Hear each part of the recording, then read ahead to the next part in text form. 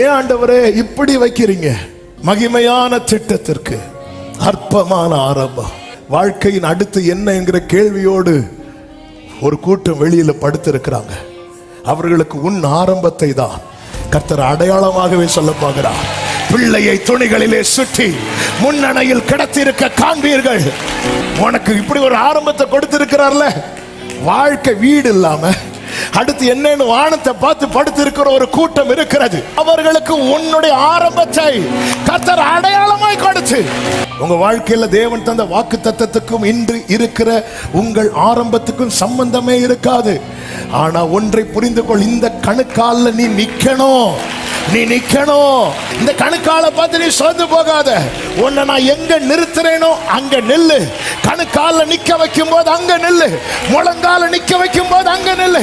இடுப்பளவுல நிக்க வைக்கும் போது அங்க நில்லு. ஒரு நாள் வரும், ஒரு நேரம் வரும், கர்த்தர் காண்பித்து தருவா. எதிர்காலம்னா என்னன்னு தெரியாம வானத்தை பார்த்து கொண்டிருக்கிற அநேகருக்கு கர்த்தர், எத்தனை பேர் என்னோடு கர்த்தர் பேசுகிறார் என்று சொல்லுவீர்கள்? ஜீசஸ், இது கர்த்தர் உண்டு பண்ணின நாள். Merry Christmas. God bless you. லூக்கா 2:7. அவள் தன் முதற் பேரான குமாரனை பெற்று சத்திரத்திலே அவர்களுக்கு இடம் இல்லாதிருந்தபடியினால் பிள்ளையை துணிகளில் சுற்றி முன்னணையிலே கிடத்தினாள். இதை நான் இப்படி சொல்ல விரும்புகிறேன். மகிமையான திட்டத்திற்கு அற்பமான ஆரம்பம். மகிமையான திட்டத்திற்கு அற்பமான ஆரம்பம். 2000 வருஷமாய் தீர்க்க தரிசிகளால் உரைக்கப்பட்ட தீர்க்க தரிசனம் நிறைவேற போகுது. இப்படியா நிறைவேறணும்? சாஸ்திரிகள் வந்து எருசலேமிலே அரண்மனைக்குள்ள போனாங்கல்லவா, அப்படித்தானே நிறைவேறணும். யூதருக்கு ராஜாவாக பிறந்திருக்கிறவர் எங்கே என்று அவரை நாங்கள் பணிந்து கொள்ள வந்தோம். உடனே ஏரோது ராஜா கூட்டிட்டு போய் அங்க இருக்கிற பெஸ்ட் ரூமை காட்டி, இங்க பாருங்க, இல்ல என்ன ஆண்டவரே பெரிய, அதாவது முழு உலகத்தின் இரட்சகர், ஆண்டவருடைய திட்டம் முன்னறிவு தீர்மானித்தபடி நிர்ணயித்தபடி எவ்வளவு பெரிய திட்டம். ஆனா எப்படி ஆரம்பிக்குது பாருங்க. பிள்ளையை துணிகளிலே சுற்றி முன்னணையில். கேட்கலாம், ஏன் ஆண்டவரை இப்படி ஒரு ஆரம்பத்தை கொடுக்கிறீங்க? அதாவது அந்த காத்திருக்கும் காலத்துல வர சில நேரத்தில் நமக்கு நம்பிக்கை இருக்கும். ஆனா நிறைவேற துவங்கும் போது அவர் ஒரு துவக்க வச்சிருப்பார் பாருங்க, மொத்த நம்பிக்கையும் போயிடும். ஹல்லேலூயா. இதுக்கு நான் இன்னொரு 10 வருஷம் கூட காத்திருக்கிறேன் ஆண்டவரே. மகிமையான திட்டத்திற்கு அற்பமான ஆரம்பம். நல்ல கவனமா கேளுங்க. எசேக்கியேல் 47 எடுக்க வேண்டாம். நமக்கு தெரியும், ஆலயத்திலிருந்து ஒரு நதி புறப்படுகிறது. அது அளந்த போது முதல்ல எந்த அளவா இருந்தது தெரியுமா? கணுக்கால் அளவு. அது போக போக எப்படி மாறிச்சு தெரியுமா? கடக்க முடியாத அளவு. 2 அளவு சொல்லுங்க. கணுக்கால் அளவு, அடுத்து கடக்க முடியாத அளவு. அந்த கடக்க முடியாத அளவு, அந்த உயரம், அதை பார்க்கணும்னா அந்த கணுக்கால் அளவுல நீ வந்து நிக்கணும். உனக்கு தேவன் தருகிற அற்பமான ஆரம்பத்தை நீ அக்செப்ட் பண்ணணும். உனக்கு தேவன் தருகிற அற்பமான ஆரம்பத்தை, ஆண்டவரே என்கிட்ட நீங்க பேசினதெல்லாம் ரொம்ப பெருசா இருக்கு ஆண்டவரே, ரொம்ப ஹெவியா இருக்கு ஆண்டவரே, ஆனா நீங்க இப்படி சிம்பிளா தொடங்குறீங்க ஆண்டவரே. அற்பமான என் ஆரம்பத்தை, அற்பமான அமேன சட்டை பண்ணாதவரே, அன்பால் எல்லாம் தந்தீரே, தயவால் பெற்றே தகப்பனே நன்றி, தயவால் பெற்றே தகப்பனே. அற்பமான ஆரம்பத்தை கண்டு சோர்ந்து போகாதுங்க. இயேசு ஊழியத்தை ஆரம்பிக்கும் போது அவர் தனியாக தான் 40 நாள் உபவாசம் முடிந்து சாத்தான் சோதிச்சான் பாருங்க. தனியா தான் ஃபேஸ் பண்ணார், தனியா தான் ஃபேஸ் பண்ணார். அதுக்கப்புறம் ஒரு அந்திரையா வந்தான். அந்திரையா மூலம் பேதுரு, பேதுரு மூலம் யோவான், யாக்கோபு, அப்படி கொஞ்சம் பேர். 12, 70, 120, 3000 இப்படிதான் ஆரம்பித்தது. ஆமே. உலகம் கட்டுறது பிரமிடு. பிரமிடு எப்படி இருக்கும் தெரியுமா? இப்படி இருந்து இப்படி போகும். ஆனா பரலோகம் கட்டுறது கிறிஸ்துவாகி அஸ்திபாரம் ஒரு கல். இந்த கல்லின் மேல் என் சபையை கட்டுவேன்.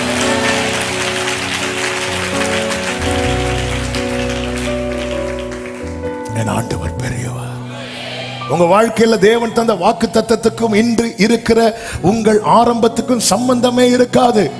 ஆனா ஒன்றை புரிந்து கொள், இந்த கணுக்கால நீ நிக்கணும். நீ நிக்கணும். அளக்கிறது கர்த்தர், அளக்கிறது கர்த்தர். உன்னை அளக்க விட மாட்டார். நீ உனக்கு அளக்க முடியாது. அவர் சொல்லுவார், மனுபுத்திரனே இதை கண்டாயா? எதை கண்டாயான்னு கேட்டார் தெரியுமா? கடக்க முடியாத ஒரு லெவல் வரும் தெரியுமா? அததான் கண்டாயாம்பா. அது வரைக்கும் நீ எதை மட்டும்தான் பார்க்கணும் தெரியுமா? உனக்கு முன்னாக ஒரு தூதர் அளவின் கோலை பிடித்து கொண்டு நிற்கிறார். இந்த கணுக்கால பார்த்து நீ சோர்ந்து போகாத. உன்னை நான் எங்க நிறுத்துறேனோ அங்க நில்லு. கணுக்கால நிக்க வைக்கும் போது அங்க நில்லு. முழங்கால நிக்க வைக்கும் போது அங்க நில்லு. இடுப்பளவுல நிக்க வைக்கும் போது அங்க நில்லு.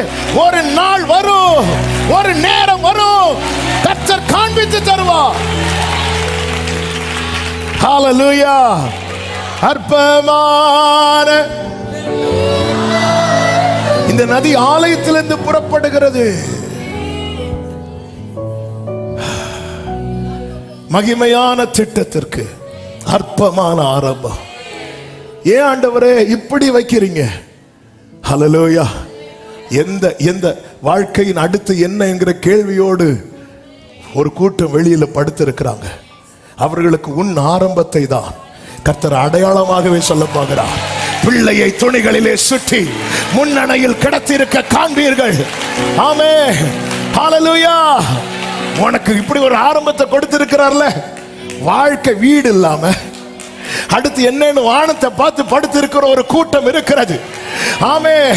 ஹல்லேலூயா. அவர்களுக்கு உன்னுடைய ஆரம்பத்தை கர்த்தர் அடையாளமாய் கொடுத்து, glory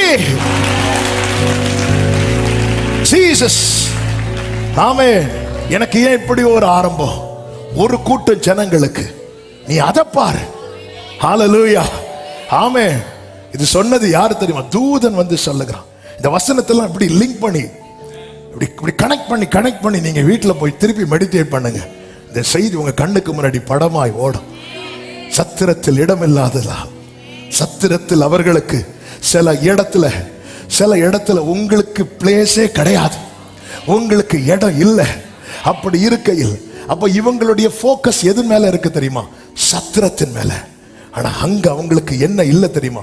இடம் இல்லை. இடம் இல்லாததுனால முன்னணியில கிடத்தினார்கள். இன்னைக்கு நாம சில காரியங்கள் நமக்கு இல்லாததுனால நாம இதுல இருக்கிறோம். சில காரியங்கள் இல்லாததுனால இதுக்காக நீங்க தேங்க் பண்ணக்கூடிய நாட்கள் வரப்போகிறது. எந்த தாயாவது தன் பிள்ளையை துணியிலே சுற்றி முன்னணியிலே கடத்துவார்களா? கடத்த மாட்டாங்க. ஹல்லேலூயா. ஆனா இவங்க இப்போ இப்படி இருக்க காரணம் இடம் இல்லை. ஆனா இவர்கள் இப்படி கடத்தின போது 8வது வசனத்துல, அப்பொழுது அந்த நாட்டிலே மேய்ப்பர்கள் வயல்வெளியில் தங்கி. ஆமே. நல்ல இந்த வேர்டை கனெக்ட் பண்ணுங்க. மரியாள் துணியிலே சுற்றி பிள்ளையை இப்படி கடத்தும் போது கேமரா அப்படியே எந்த பக்கம் திரும்ப தெரியுமா? ஒரு கூட்டம் வெளியில கிடக்குறாங்க. ஒரு கூட்டம் வெளியில கிடக்குறாங்க. ஹல்லேலூயா. இப்படி இந்த மரியாள் துணியில சுற்றி முன்னணியில கடத்துறது வரைக்கும் தூதர்கள் வெயிட் பண்ணிட்டு இருக்கிறாங்க. ஏன் அவங்களால இருக்க முடியல தெரியுமா? இந்த காஸ்பல் உள்ள இருக்குன்னு வைங்களேன், அதை அடக்கிட்டு இருக்க முடியாது. மேய்ப்பர்கள் வயல்வெளியிலே தங்கி ராத்திரியிலே தங்கள் மந்தையை காத்து கொண்டிருந்தார்கள். இனி 7 கடைசியும் 9ஐயும் வாசிங்க. 7 கடைசி பிள்ளையை துணிகளில் சுற்றி முன்னணையிலே கிடத்தினார். இப்ப அந்த நான் சொல்ற வசனத்தை அப்படியே முன்னணையிலே கிடத்தினாள். அடுத்து அவ்வேளையில் கர்த்தருடைய தூதன் அவன் வெயிட் பண்ணிட்டு இருக்கிறார். ஏமா சீக்கிரம் படுக்க வைமா. ஏன்? ஐயோ, என் பிள்ளைய நான் இப்படி வைக்கிறேனே. என் பிள்ளைங்க நிறைய பேர் வெளியே இருக்கிறாங்க. பல நேரத்தில் எனக்கு ஆண்டவர் இப்படி ஒரு ஆரம்பத்தை கொடுத்திருக்கிறீங்க. தூதன் வந்து இந்த முன்னணை மேட்டரை சொல்லலையே, சொல்ல மாட்டார். சொன்னா நம்ம இதோ நான் ஆண்டவருக்கு அடிமை, வேற யாருக்கு கழுத்தை கொடுத்துட்டு ஆண்டவர் என்னை விட இந்த காரியத்துக்கு பெஸ்ட் என் தம்பி ஆண்டவரே, அவனை பிடிப்பீராக அப்படி சொல்லிட்டு நம்ம என்ன பண்ணிடுவோம், ஓடிடுவோம். இல்ல, இங்க ஏற்கனவே கொஞ்சம் பேர் படுத்திருக்கிறாங்க வயல்வெளியில. ஆமே, பிள்ளைய துணியில சுற்றி அப்படி கிடத்தும் போது அவ்வேளையில் தூதன் வந்து அவர்களிடத்தில் வந்து நின்றான். அடுத்த வசனம் என்ன சொல்ல தெரியுமா? கர்த்தருடைய மகிமை அவர்களை சுற்றி பிரகாசித்தது. ஒரு பெருங்கூட்டத்துக்கு கண்ணு திறக்குது, ஒரு பெருங்கூட்டத்துக்கு எதிர்காலம் ஓபன் ஆகுது. உனக்கு கொடுக்கப்பட்ட இந்த அற்பமான ஆரம்பத்தினால ஒரு பெருங்கூட்டத்துக்கு, அநேகருக்கு கர்த்தரோட சாட்சியா வைக்க போகிறார். அநேகருக்கு எதிர்காலம்னா என்னன்னு தெரியாம வானத்தை பார்த்து கொண்டிருக்கிற அநேகருக்கு கர்த்தர், எத்தனை பேர் என்னோடு கர்த்தர் பேசுகிறார் என்று சொல்லுவீர்கள்? ஜீசஸ் ஆர்ப்பரி சபையே, இது கர்த்தர் உண்டு பண்ணின நாள். Glory, glory. ஏன் அவர் அரண்மனையில் பிறக்க வைக்க எவ்வளவு, அந்த தூதன் மட்டும் மேய்ப்பர்கள்ட்ட வந்து நின்ன தூதன் ஏரோதுட்ட வந்து நின்னா என்ன இருக்கும்?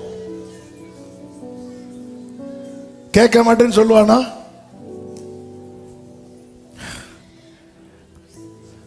ஏன்னா வார்த்தையை சுமக்கிறவங்க புரிஞ்சுக்கோங்க, உங்களை வாழ வைப்பதற்காக மட்டும் வார்த்தையை கொடுத்தது, இது மூலம் அநேகரை வாழ வைப்பதற்கு. எனவேதான் நம்ம அப்படி போறோம், டோர் க்ளோஸ் ஆகுது. வார்த்தை உடையவனுக்கு எல்லா இடத்துல வாசல் திறக்கப்படாது.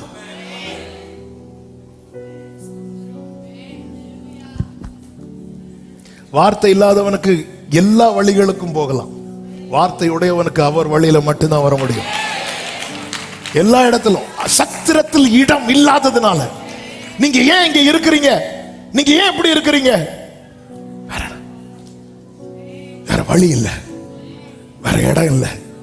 விரும்பியா இருக்கிறோம் இங்க இருக்க. இப்ப இருக்கிற சூழ்நிலையில உங்களை கூப்பிட்டு நீங்க விரும்பிதான் அப்படி இருக்கிறீங்களா? விரும்பிதான் இருக்கிறீங்களா கேட்டா வேற வழி இல்ல. இது உங்க நிலைமை இல்ல. ஸ்திரீகளுக்குள் ஆசீர்வதிக்கப்பட்டவள் என்று பரலோகத்தால் புகழப்பட்ட மரியாளுடைய நிலைமை அதுதான். ஏன்?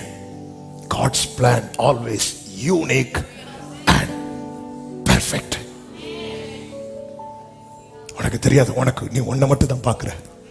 எனக்கு இடம் இல்லை, இப்படி இடம் இல்லாம ஒரு கூட்ட ஜனங்களை நான் பார்க்கிறேன். அவங்களுக்கு நான் ஒன்ன நிறுத்தி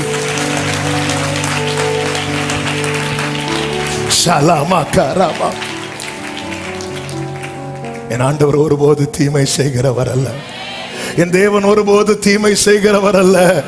ஆமென். அப்பா தந்த அற்பமான ஆரம்பத்துக்காக நன்றி என்று சொல்லுகிறவர்கள் அவங்களுக்கு எப்படி எப்படி ஆண்டவரை தேங்க் பண்ண முடியுதோ, அற்பமான என் ஆரம்பத்தை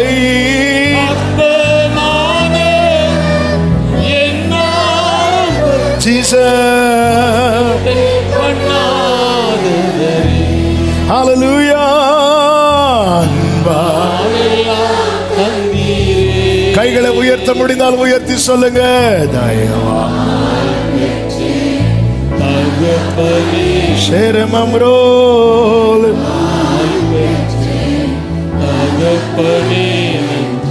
நான்காவதாக டைம் ஆயிட்டு ஒரு 5 to 10 மினிட்ஸ்ல முடிச்சிருக்கிறேன். ஆமென். Glory. சந்தோஷத்தை உண்டாக்குனார் செய்தி. நமக்கு அந்த சம்பவம் தெரியாதனால நான் வாசிக்கல, நல்ல கவனிங்க. அங்க என்னெல்லாம் இருக்கு தெரியுமா? வயல்வெளி இருக்கு, நல்ல மேய்ச்சல் இருக்கு, அடுத்து மந்தை, நல்ல ஆடுகள் இருக்கு. அந்த ஆடுகளை குறித்து சரித்திரம் இப்படி சொல்லுகிறது, அதுல அநேக ஆடுகள் வந்து எருசலேம் தேவாலயத்தில் வளர்க்கப்பட்ட ஆடுகள் வளர்க்கப்படுது. ஏன்னா அங்க வந்து ஆடுகளை விற்பனை செய்வாங்க. எதுக்குன்னா பலி செலுத்த வெளியூர்ல இருந்தெல்லாம் வரும்போது அவங்க வெளியூர்ல இருந்தெல்லாம் ஆடுகளை கொண்டு வர முடியாது. அப்போ பலி மிருகம், அப்போ இந்த கோயில் ஆடுங்கள்லாம் சொல்லுவாங்க தெரியுமா? இதெல்லாம் எங்கேருந்து வந்ததுன்னா அங்கேருந்து வந்தது தான். அங்கிருந்து வந்தது. அப்போ அதை மேய்க்கிற மேய்ப்பர்கள் உண்டு. அவங்க மேய்ச்சிட்டு கொண்டு வருவாங்க, அதை சேல் பண்ணுவாங்க. இப்படி சரித்திரம் சொல்லுது. எப்படியும் ஆகட்டும், மேய்ப்பர்கள் இருக்கிறார்கள், மேய்ச்சல் இருக்கு, ஆடுகள் இருக்கு. மேய்ப்பர்கள், ஆடுகள், மேய்ப்பர்கள், ஆடுகள். தூதன் வந்து நிற்கிறான்.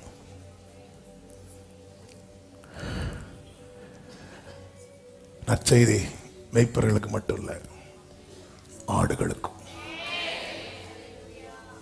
என்ன? அவர் நல்ல மேய்ப்பன், அவர் தேவ ஆட்டுக்குட்டி.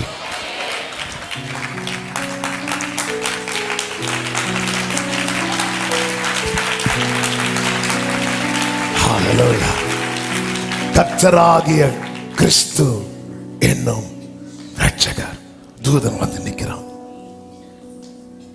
கிரைஸ்ட்.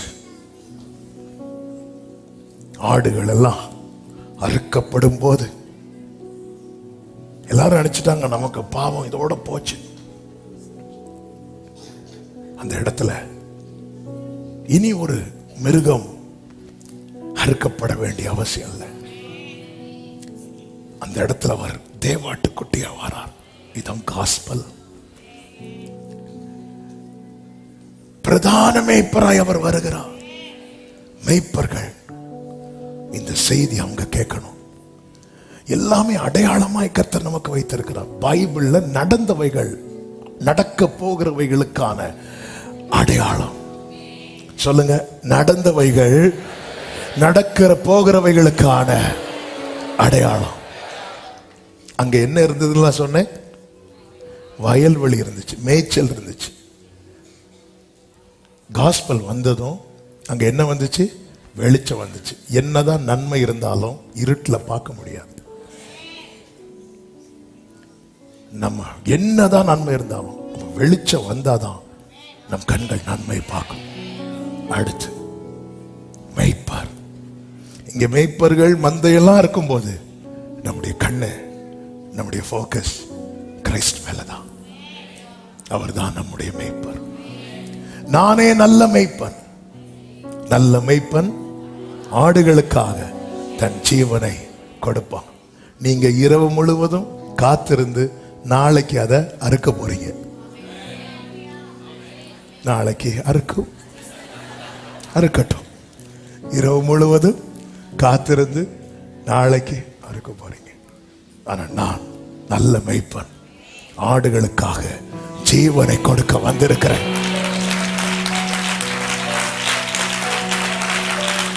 நானே உலகத்தின் பாவத்தை சுமந்து தீர்க்கிற தேவ ஆட்டுக்குட்டி.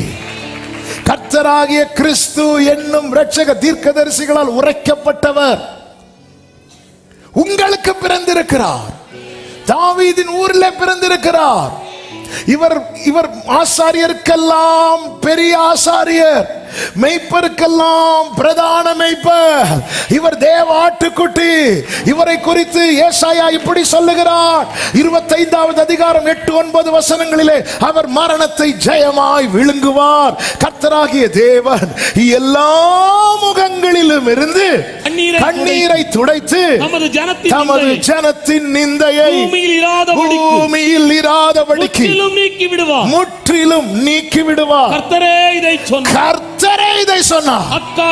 அக்காலத்திலே இதோ இவரே நம்முடைய தேவன், இவருக்காக காத்திருந்தோம், இவர் நம்மை ரட்சிப்பார்.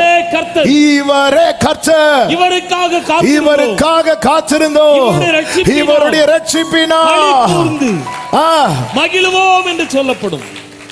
என்ன கவனிச்சீங்களா? வெறும் கிறிஸ்து பிறப்பின் மகிழ்ச்சி அல்ல.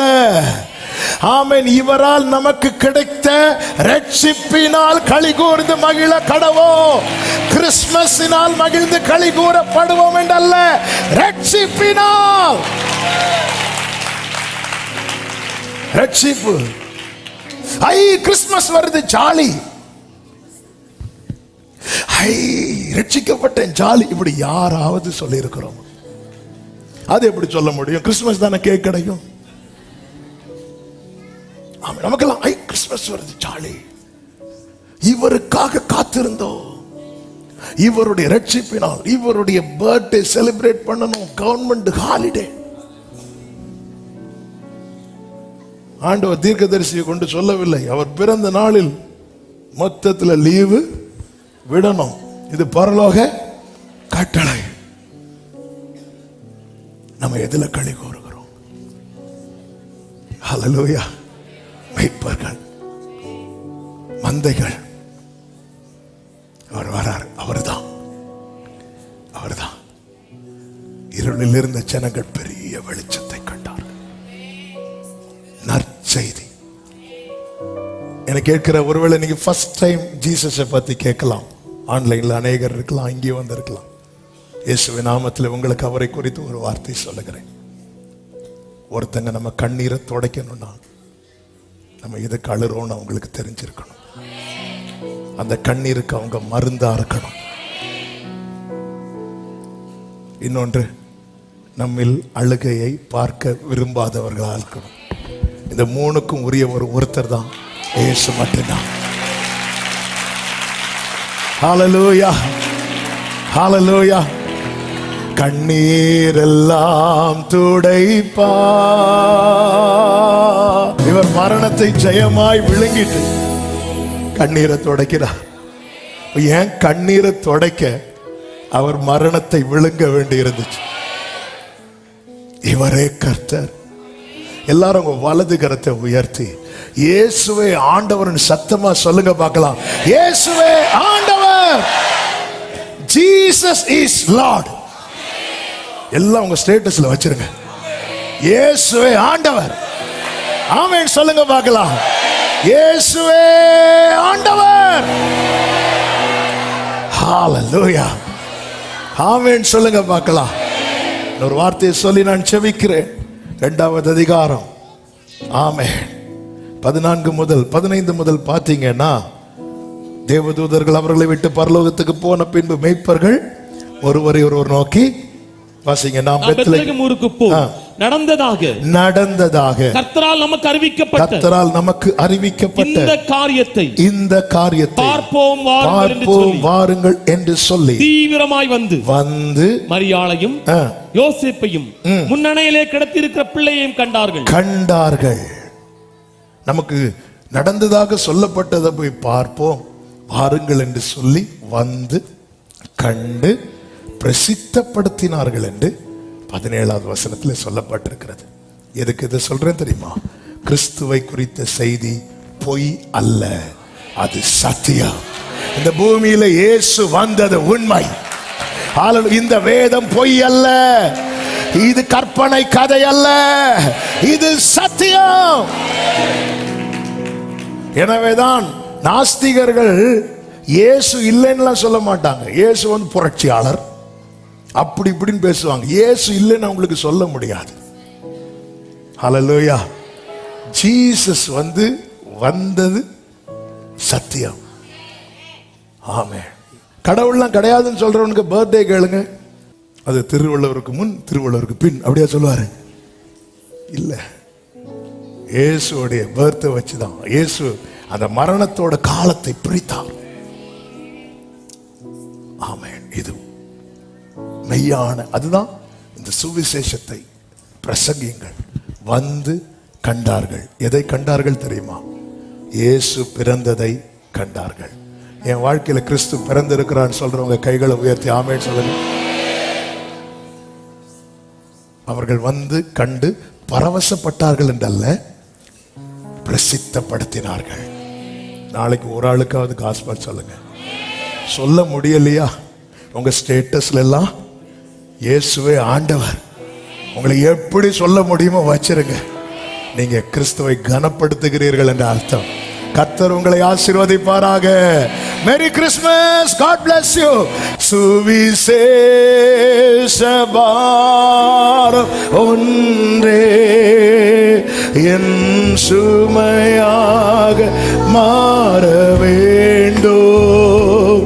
சுவிசேஷ பாரம் ஒன்றே என் சுமையாக மாற வேண்டும்.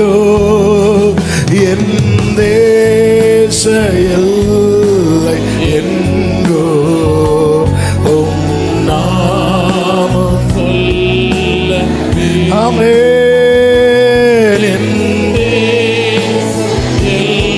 சேமமலரோ ஹண்டனரே கரங்களை அசைத்து ஆராதனை. Glory சேகர மலரியா தனரே ஆமென். ஹalleluya.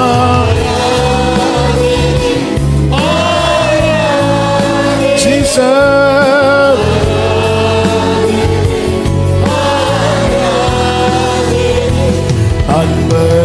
அன்பரேசுர ஆவியான தேவனுக்கு ஹalleluya.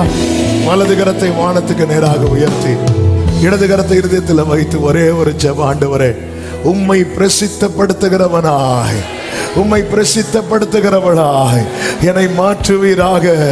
ஆண்டவரே, என்னை மாற்றுவீராக.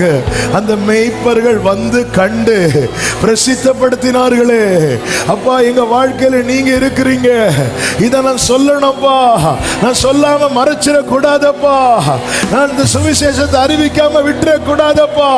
இருளில் இருந்த என் வாழ்க்கையில வெளிச்சமாக நீர் வந்தது போல அநேகர் இருள் மாற என்னை ஒளியாய் பயன்படுத்துவீராக, பயன்படுத்துவீராக, பயன்படுத்துவீராக.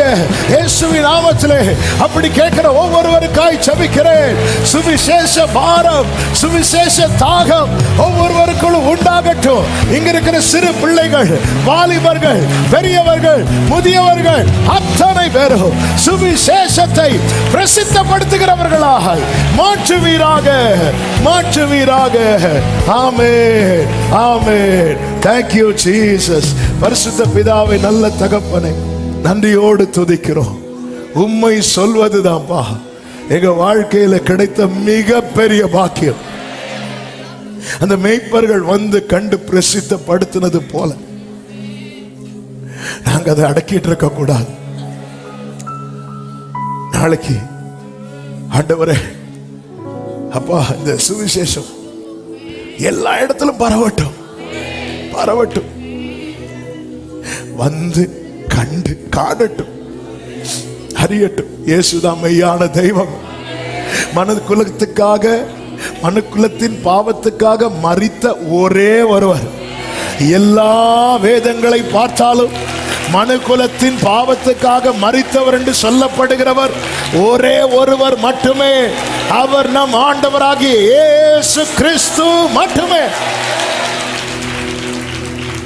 சிலுவையில் அவர் கதை முடியவில்லை. அவர் வெற்றி சிறந்தார், அவர் உயிர் தெழுந்தார். இன்றும் ராஜாதி ராஜாவாய், கர்த்தாதி கர்த்தராய், தேவாதி தேவனாய் சிங்காசனத்தில் வீற்றிருக்கிறார். கர்த்தர் மீண்டும் வரப்போகிறார். குழந்தையாக அல்ல, கிரீடங்களை உடையவராய், ஆரவார தொனியோடு, எக்கால சத்தத்தோடு, பிரதான தூதர்களோடு, பரிசுத்தவங்களோடு கூட. Glory. Thank you Jesus. ஆண்டவரே, நன்றி அப்பா. இந்த மாலை வேளையில் உங்க சமூகத்தில் இவ்வளவு பேரை அழைத்து கொண்டு வந்து அநேகர் ஆன்லைன் மூலமா இணைய வைத்து உம்மை குறித்து ஆண்டவரே அறிந்து கொள்ள, உம்மை ருசிக்க, உம்மை உயர்த்த, உம்முடைய சத்தத்தை கேட்க நீர் பாராட்டின் எல்லா கிருபைகளுக்காக நன்றி. ஒவ்வொருவரும் சுவிசேஷத்தை பிரசித்தப்படுத்துகிறவர்களாய், அப்படி ஒரு அனல், அப்படி ஒரு அக்கினி இப்பொழுது ஒவ்வொரு உள்ளத்திலும் எரியட்டும். உங்களை குறித்து சொல்லாம இருக்க முடியாது, உங்களை குறித்து சொல்லாம ஒரு நாளை கடத்த முடியாது என்கிற நிலையில் நம்முடைய பிள்ளைகளை வைப்பீராக. ஆசீர்வதியும், சமாதானத்தோடு அனுப்புவோம். இந்த லீவ் டேஸ் பிள்ளைகள் குடும்பங்கள்ல மகிழ்ச்சி உண்டாகட்டும். சிலர் பலவீனத்தின் நிமித்தம் ஹாஸ்பிட்டல் இருக்கிறாங்க. ஆண்டவரே, இந்த நாட்கள் எவ்வளவு சந்தோஷமா வீடுகளில் கொண்டாட வேண்டியது, ஆலயத்தில் வந்து ஆராதிக்க வேண்டியது, பலவீனத்தின் நிமித்தம் வர முடியாம இருக்கிறாங்க. இந்த நேரத்தில் உம்முடைய ஆணி பாய்ந்த கரத்தை உம்முடைய தழும்புகளால் குணமானோ இப்பொழுது தெய்வீக வல்லமை அவர்களை தொட்டு சுகப்படுத்துவதாக. ஆளுகை செய்யும், ஆசீர்வதியும். எல்லா மகிமை, கனம், துதி, ஸ்தோத்திரங்கள் ஒருவருக்கே செலுத்துகிறோம், இரட்சகர் இயேசு கிறிஸ்துவின் நாமத்தில் பிதாவே, ஆமென். சேர்ந்து சத்தமாய் சொல்லுவோம். என் ஆத்துமாவே முழு உள்ளமே அவருடைய பரிசுத்த நாமத்தை ஸ்தோத்திரி. என் ஆத்துமாவே கர்த்தரை ஸ்தோத்திரி. கர்த்தர் செய்த சகல உபகாரங்களை மறவாதே. ஆமென். நம்முடைய கர்த்தராகிய இயேசு கிறிஸ்துவின் கிருபையும் பிதாவாகிய தேவனுடைய அன்பும் பரிசுத்த ஆவியானவருடைய ஐக்கியமும் சிநேகமும் பாதுகாவலும் நம் அனைவரோடும் எல்லா பரிசுத்தவான்களோடு கூட கர்த்தருடைய வருகை மட்டும் தங்கி இருப்பதாக. ஆமென். ஹalleluya. God bless you. கர்த்தர் உங்களை ஆசீர்வதிப்பாராக. ஆமென்.